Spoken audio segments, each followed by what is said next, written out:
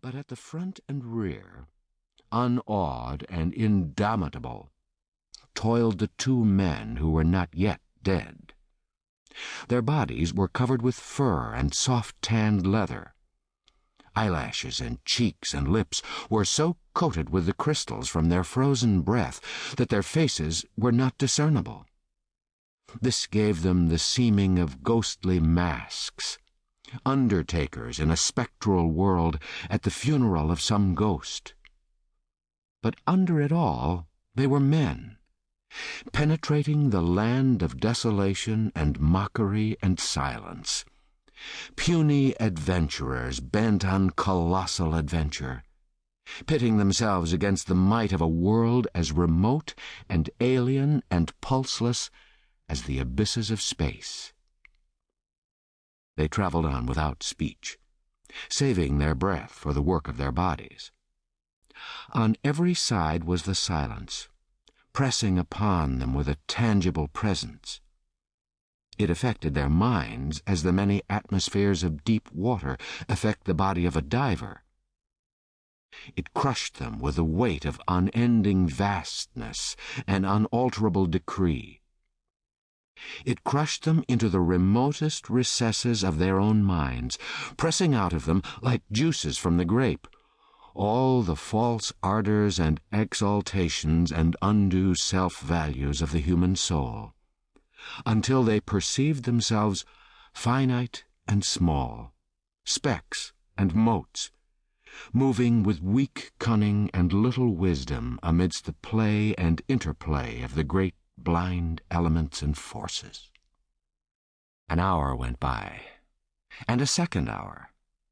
The pale light of the short, sunless day was beginning to fade, when a faint, far cry arose on the still air. It soared upward with a swift rush till it reached its topmost note, where it persisted, palpitant and tense, and then slowly died away. It might have been a lost soul wailing, had it not been invested with a certain sad fierceness and hungry eagerness. The front man turned his head until his eyes met the eyes of the man behind, and then, across the narrow oblong box, each nodded to the other. A second cry arose, piercing the silence with needle-like shrillness. Both men located the sound. It was to the rear, somewhere in the snow expanse they'd just traversed. A third and answering cry arose, also to the rear and to the left of the second cry. "They're after us, Bill," said the man at the front. His voice sounded hoarse and unreal, and he'd spoken with apparent effort. "Meat's scarce," answered his comrade. "I ain't seen a rabbit sign for days." Thereafter they spoke no more, though their ears were keen for the hunting cries that continued to rise behind them. At the fall of darkness, they swung the dogs into a cluster of spruce trees on the edge of the waterway and made a camp. The coffin at the side of the fire served for seat and table. The wolfdogs, clustered on the far side of the fire, snarled and bickered among themselves, but evinced no inclination to stray off into the darkness. "Seems to me, Henry, they're staying remarkable close to camp," Bill commented.